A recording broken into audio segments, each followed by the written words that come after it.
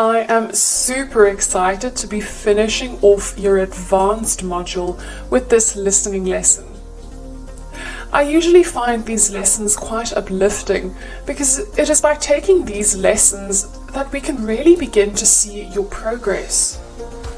The Module 1 listening lesson was a gentle introduction, and in your Module 2 listening lessons, we took it a step up.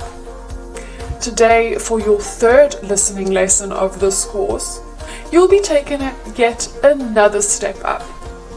Here at Shaw Academy, we like to say that everything gets better every time, and you will really see that sentiment come to light in this lesson as you are given the opportunity to exercise some advanced listening skills by listening to monologues for the very first time in this course. Lesson, you're going to uncover the importance of monologues. You're going to be given the opportunity to practice listening to monologues. And lastly, you'll be given the opportunity to answer questions about these monologues. Let's have a quick Lesson 7 challenge review. You'll remember that your last lesson was a reading lesson, and you were given the opportunity to practice reading some texts using the reading strategies you've been learning and building on throughout this course. Now, at the end of the last lesson, I challenged you to find a text that interests you and practice previewing, skimming, and scanning the text. How did it go? Did you enjoy it? Did you experience the benefits? Let's talk about some of the benefits you may have experienced from using these reading strategies for texts that you personally care about. Previewing might have helped you to access your schemata before reading the text, which really just means accessing your knowledge about the world to predict what the text may be about. This would have made it a lot easier for you to absorb the information in the text. Now, skimming the text might have helped you understand the general meaning of the text. Perhaps you chose to summarize each paragraph like we did in the reading practice lesson. And since this was a text that you are very interested in, perhaps scanning the text helped you to find some specific, interesting information more easily. Maybe you wanted to reference back to something interesting that you read while you were skimming the text. So then you decided to scan the text for that specific piece of information. I do hope that these reading strategies proved useful to you and that you enjoyed using them on a text of your choice. But of course, if you encountered any challenges or if you have any questions or concerns you'd like to share with me, you can always contact us at support@shawacademy.com and I will get back to you as soon as possible. Great, now it is time for us to get into our lesson content for our third listening lesson of this course. So you have done a lot of listening practice already. 2 whole lessons. So at this point you may be wondering, where do we go from here? So that is what we'll be discussing in this core topic. We'll evaluate where your skills should be by now and why and how we will be practicing certain new things today. We've already covered the listening challenges, so I won't bore you with the finer details again. In your general English learning journey, you have almost certainly come across certain challenges as you attempt to listen to native or even non-native speakers. Connected speech sound transformations might have made it particularly difficult for you to understand someone, especially when it comes to fast speaking. If you have only really learned what words sound like in isolation, connected speech might have been tricky for you at some point. But I'm certain that you've come a long way since then and that you're finding it a lot easier to understand people when they speak fast. Accents are another tricky aspect that has very likely affected you in some way or another. Do you remember when I recommended familiarizing yourself with different accents by watching English videos and TV shows from different countries? If you haven't tried that yet, now is also a perfectly good time to start. In your listening lessons, you've been exposed to American and British accents, which are two very common English accents. Idiosyncrasies, otherwise known as individual speech habits, are the last factor that may have made listening a bit more challenging for you so far. But the more English individuals you interact with, the easier it gets. And by now, it should be quite easy for you to understand the different people with their different individual speech quirks. In your listening lessons so far, the recordings you listened to were conversations between two people, also known as dialogues.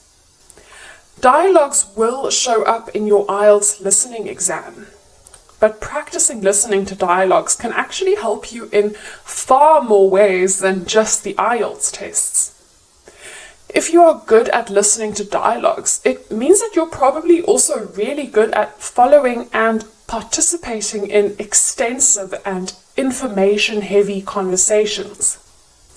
The question types you have been expected to answer in the listening lessons so far have been the fill-in-the-blank question type only. You've been exposed to American and British accents, which we mentioned already are very common accents. I am super proud of you and the listening skills you've acquired so far in this course.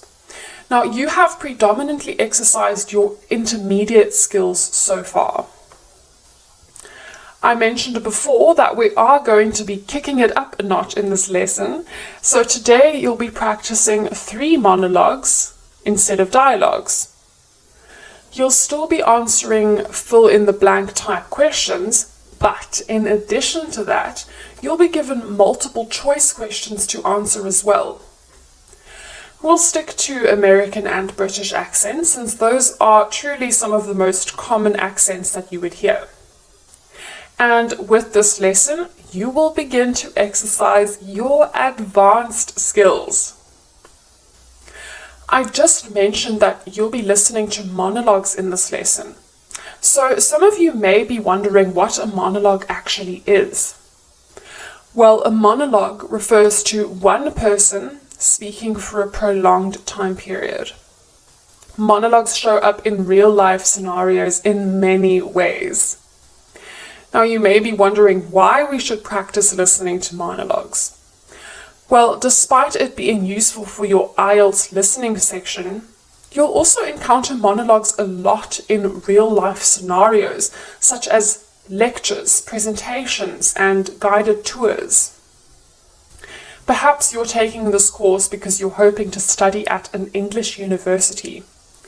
If that's the case, then you can be absolutely certain that you'll be exposed to a lot of monologues in the form of lectures or classes. In lectures, you listen to someone speak alone for a long period of time, and you really need some advanced listening skills to be able to absorb that information. If you're planning to work for an English firm or company, you'll likely have to attend a bunch of presentations, and it will be super important to have the necessary listening skills to filter through all that spoken information related to your job. If you're planning to travel, perhaps you'll find yourself in some guided tour groups, during which the tour guide will speak you through lots of interesting historical facts, and they will most likely do so in the form of a monologue, because they will be predominantly speaking alone. We've discussed all these hypothetical scenarios, but what about the lessons in this actual course? As I talk you through these lessons, I am actually engaging in a form of a monologue, because truly it's just me talking for a prolonged period of time. Now, moving on, before we get into the listening practice session of this lesson, I do want to remind you of the IELTS listening structure, even though we have covered this already. The IELTS listening section consists of 4 parts. Each part has 10 questions, so there are 40 questions in total.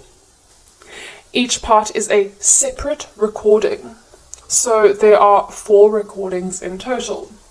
There will be recordings of conversations between 2 or more people, and there will be recordings of monologues, which is why you are practicing monologues today. Now, you will come across various accents like British, American, Canadian, Australian, and New Zealand accents. You will write your answers on the question paper, and then you will be given time to transfer your answers onto your answer sheet at the end of the session.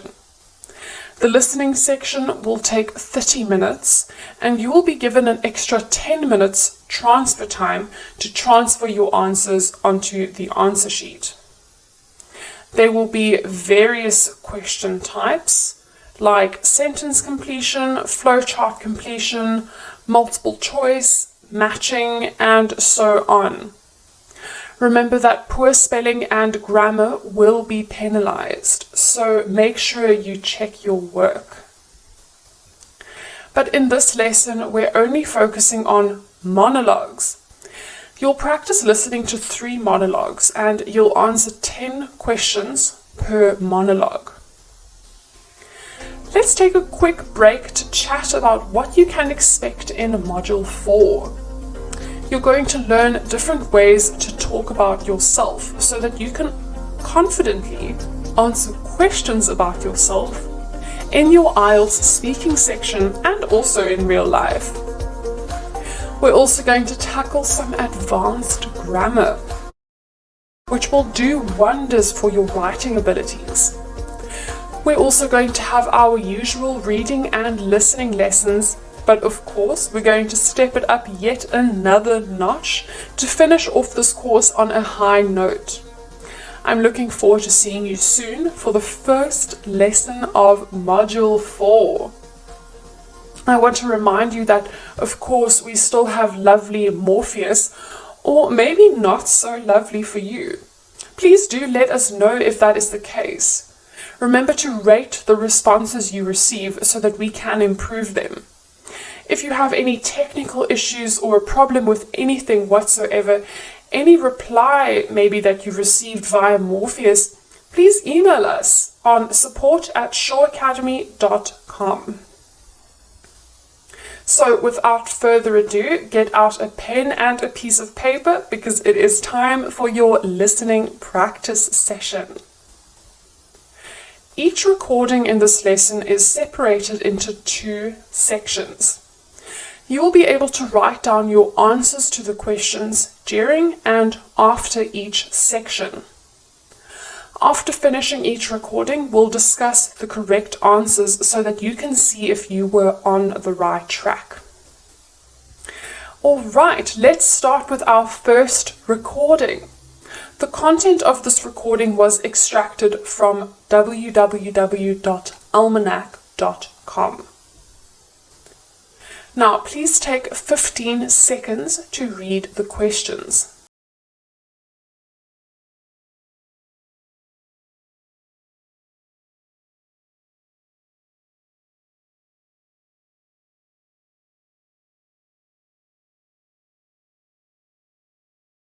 Now, let's listen to the recording. What does it mean when a cat meows? Here is a look at what your cat is saying to you when it moves its ears, widens its eyes, rubs its nose on you, or use any other cat body language. Have you ever wondered what it means when your cat purrs? We know that you feel the love when they let you rub their belly, so find out what all these little gestures mean according to cat speak.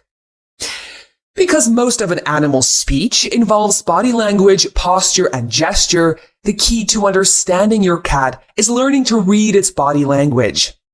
Vocal speech, in the sense of sounds with a particular meaning, also exists, but it is secondary. Most actions included here exist in combinations rather than singly.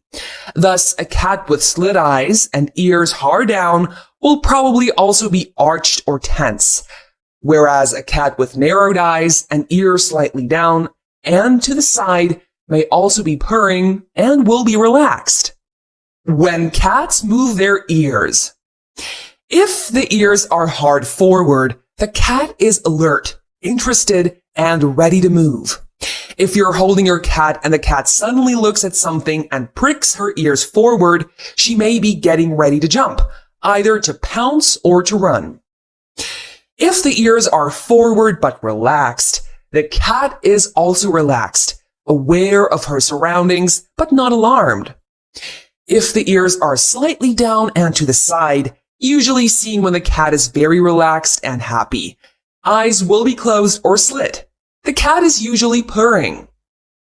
If the ears are back but not flat, the cat is agitated, threatened, and may jump or run away. The cat may also hear something behind it. If the ears are flat back on the head, the cat is angry, threatened, frightened, and they may scratch if concerned. What a cat's tail tells you. If the tail is high, relaxed, and waving, the cat is relaxed, happy, and confident. If the tail is trailing behind the body but not held low, the cat is relaxed but alert. If the tail is held low, the cat is cautious. It may be looking for a safe place, especially if the body is also held low to the ground. If the tail is bristled, the cat is fearful or aggressive. Other body cues will tell you which. Awesome. Now take 30 seconds to check your answers.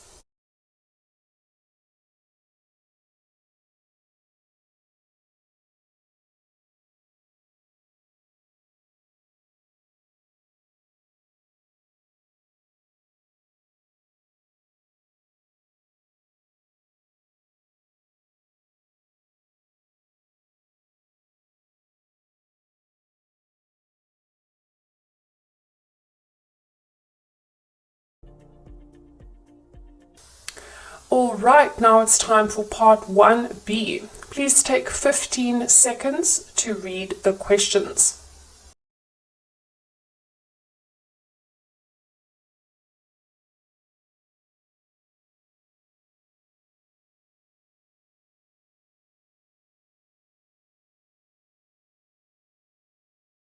Great, now let's listen to the recording.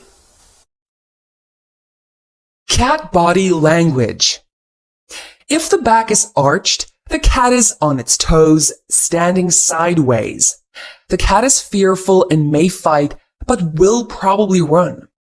If the back is arched and the cat is standing face on, the cat is aggressive and will almost certainly fight. If the body is relaxed, soft, feet tucked under or kneading, the cat is relaxed. If it rolls on its back, the cat is very relaxed and trusting. A cat does this when it is absolutely confident of safety. It may also be asking you to play or rub its stomach.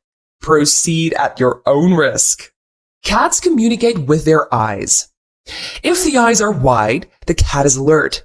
Other cues will tell you if the cat is relaxed or threatened. If the eyes are narrowed, the cat is alert but may be fearful or aggressive. Look for other cues. If the eyes are lazily open or closed, the cat is relaxed. Pupil dilation is also important. Wide pupils can signal high interest, excitement, or possibly fear or aggression. Cat cues from whiskers. If the whiskers are hard forward, the cat is alert, interested, perhaps sees a threat, prey, or food. If the whiskers are back, the cat is calm and relaxed. If the whiskers are bristled, usually seen with other cues that indicate fear or aggression. Cat voices. What does a meow or purr mean? Meow. Cats tend to use meows more with humans than with other cats, though there are some exceptions. To communicate with each other, they use a range of vocal signals, and some cats will use meows in this case too. Kittens meow loudly when they're hungry or frightened, but once they've stopped being dependent on their mother, they also stop this kind of calling behavior. When you hear your cat meowing, it is generally talking to you, so pay attention. Great. Now you can take 30 seconds to check your answers.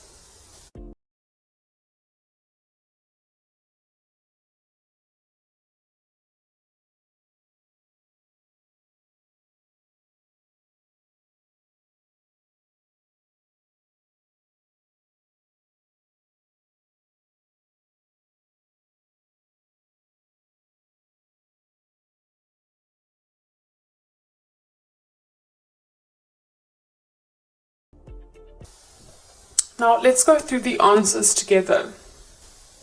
If you want to understand your cat better, it helps to learn about its body language.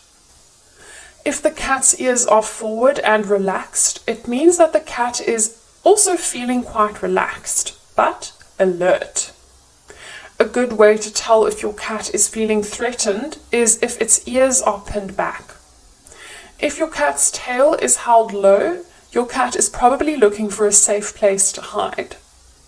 You will need to look at other body language cues to help you understand whether your cat's bristled tail is a sign of aggression or fear. Your cat is probably quite comfortable with you if it rolls on its back. If its eyes are quite lazily open or closed, it means that the cat feels calm. And if its whiskers are hard forward, your cat has possibly seen something interesting, like food or a threat. Cats generally meow at humans, so if your cat is meowing, it's probably talking to you. How did it go? Did you get some of the answers right? Let's move on to the second monologue recording for this lesson. The content of this recording was extracted from a website called verywellmind.com, and it was written by Kendra Cherry. Great. Now, please take 15 seconds to read the questions.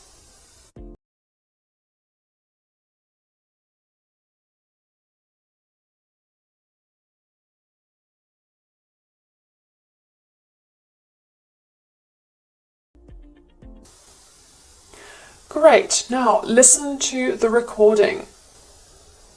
Body language refers to the nonverbal signals that we use to communicate.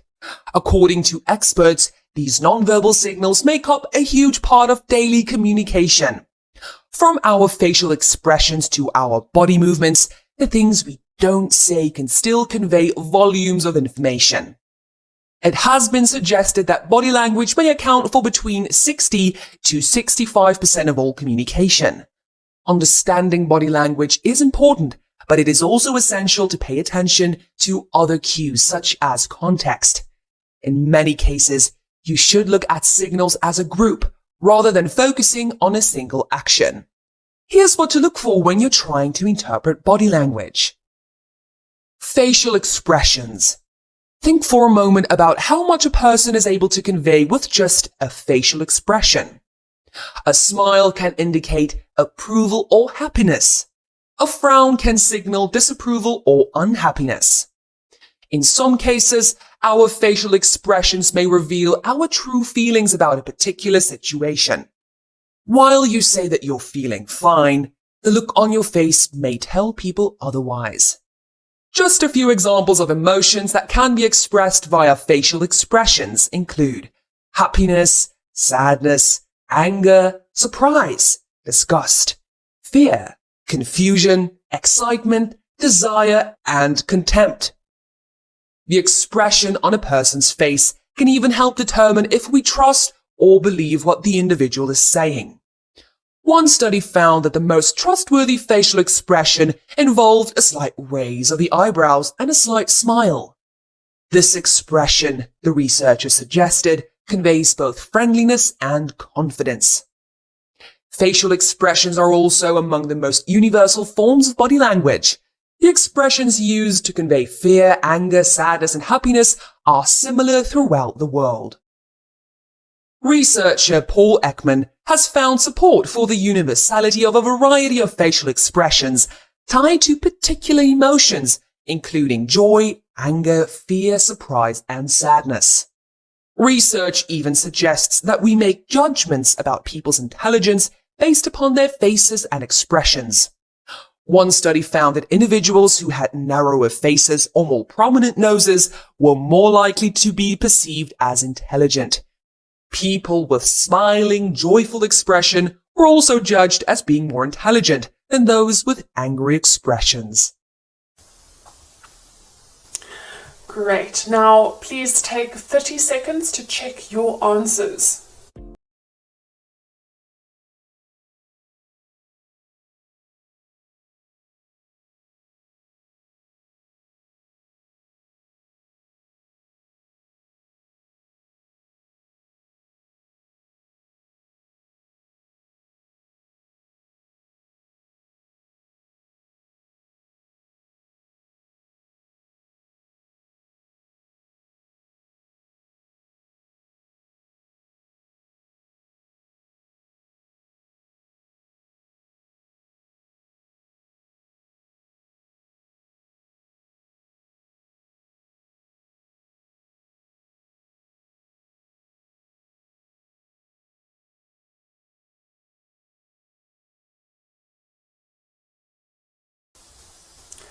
Great. Now it's time to listen to the recording. The eyes. The eyes are frequently referred to as the windows to the soul, since they are capable of revealing a great deal about what a person is feeling or thinking. As you engage in conversation with another person, taking note of eye movements is a natural and important part of the communication process. Some common things you may notice include whether people are making direct eye contact or averting their gaze, how much they are blinking, or if their pupils are dilated. When evaluating body language, pay attention to the following eye signals. First, there's the eye gaze. When a person looks directly into your eyes while having a conversation, it indicates that they are interested in paying attention. However, prolonged eye contact can feel threatening.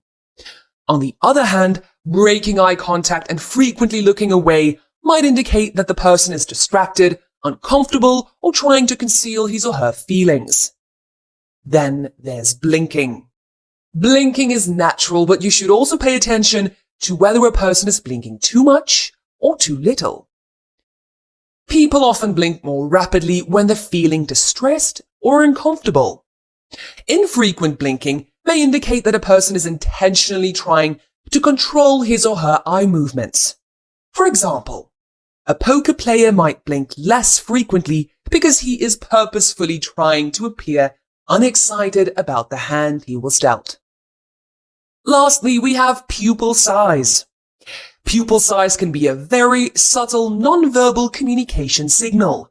While light levels in the environment control pupil dilation, sometimes emotions can also cause small changes in pupil size. Amazing. Now, you can take 30 seconds to check your answers.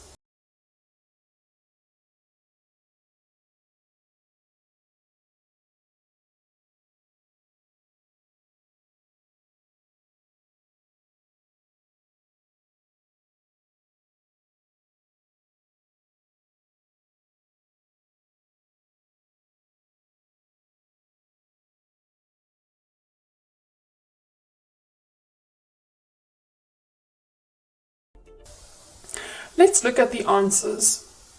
Body language refers to non-verbal signals. Body language makes up 60 to 65% of all communication. When it comes to body language, context is important. A smile shows approval and happiness. People with narrow faces and prominent noses are often viewed as intelligent. The eyes are the windows to the soul.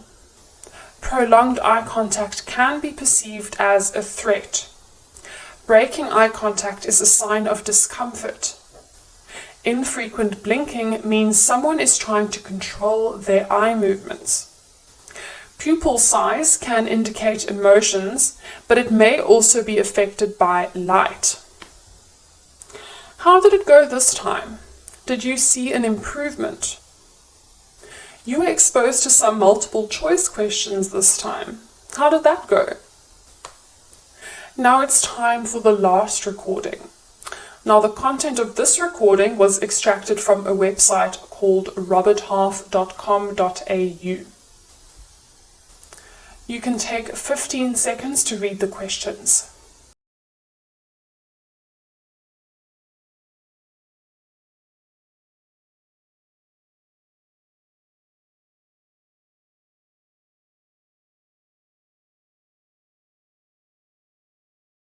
Great, now it's time to listen to the recording.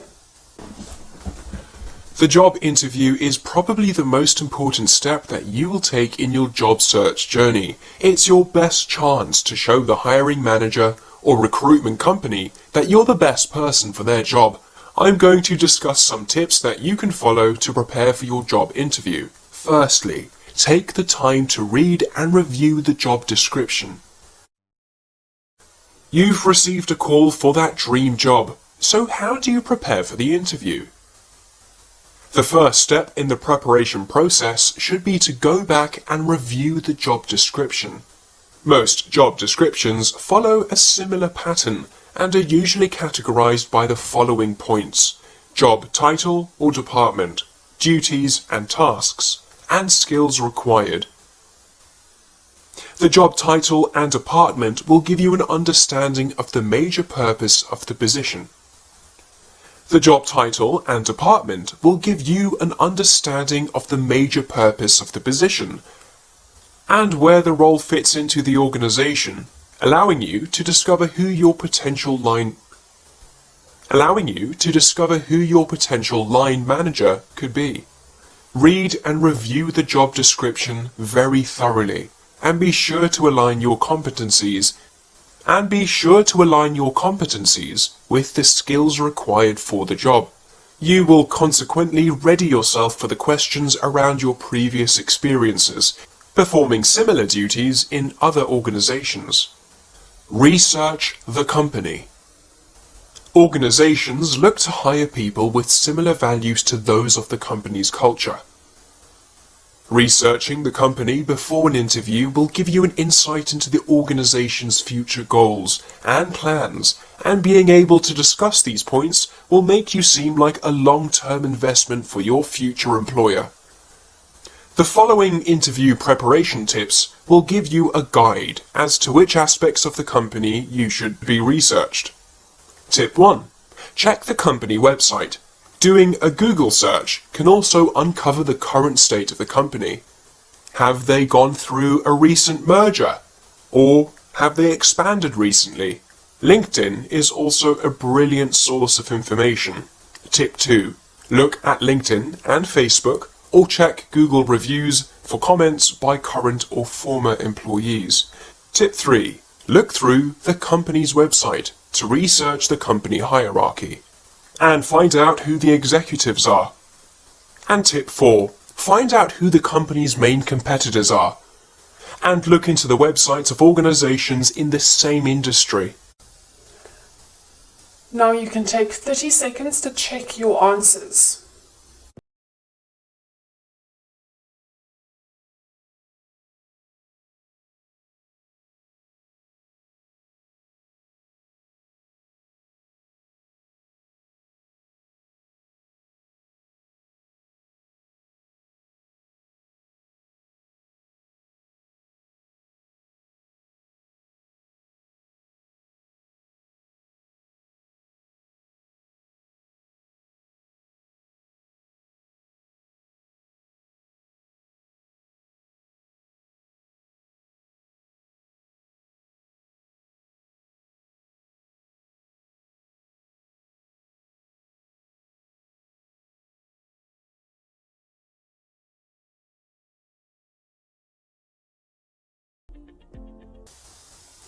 Great, now it's time to listen to the recording.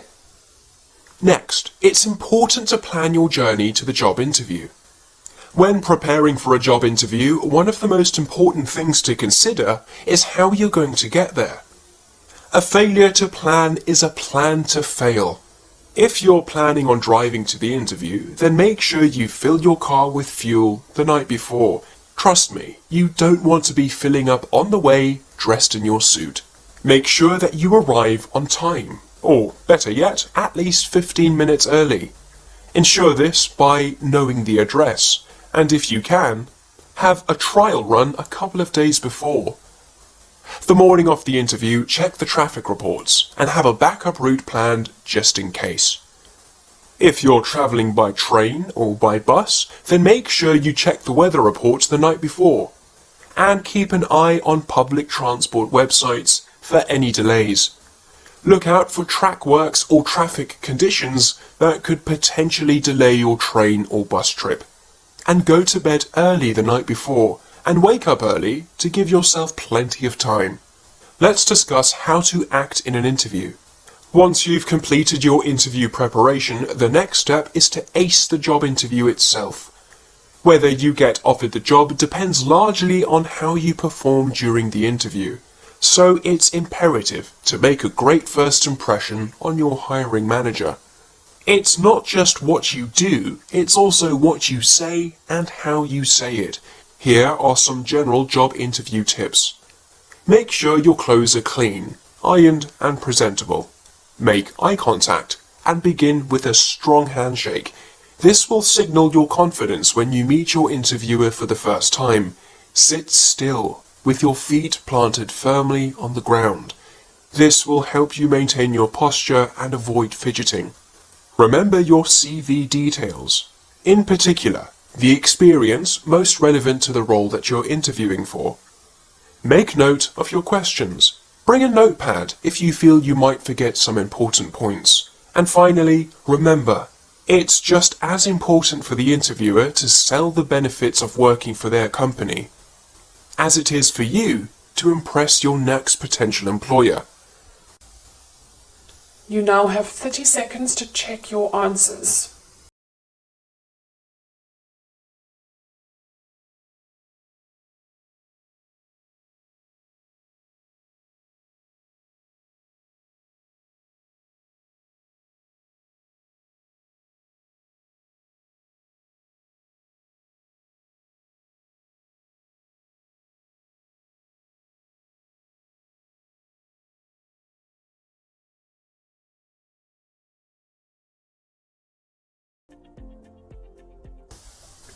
Let's look at the answers. Job interviews are the best way to show the hiring manager that you're the best person for the job. Job descriptions contain the duties, job title, and skills required. Make it clear that you have experience performing similar duties to those listed in the job description. If you research the company before the interview, they will know that you are a long-term investment to the company. Ways to research your company include Google, LinkedIn, and Facebook. You should arrive at least 15 minutes early to your interview. During the interview, make eye contact and give the interviewer a strong handshake. If you sit with your feet on the ground, it will help you maintain your posture. Remember to prepare questions to ask your interviewer. As much as you want to impress your interviewer, you should also find out the benefits of working at the company. Finishing off this module is an immense achievement for you.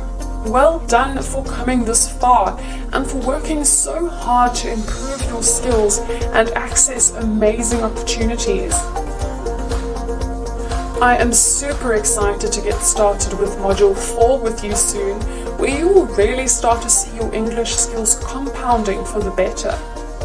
It was great to see you again today, and I look forward to seeing you again soon for Module 4, Lesson 1.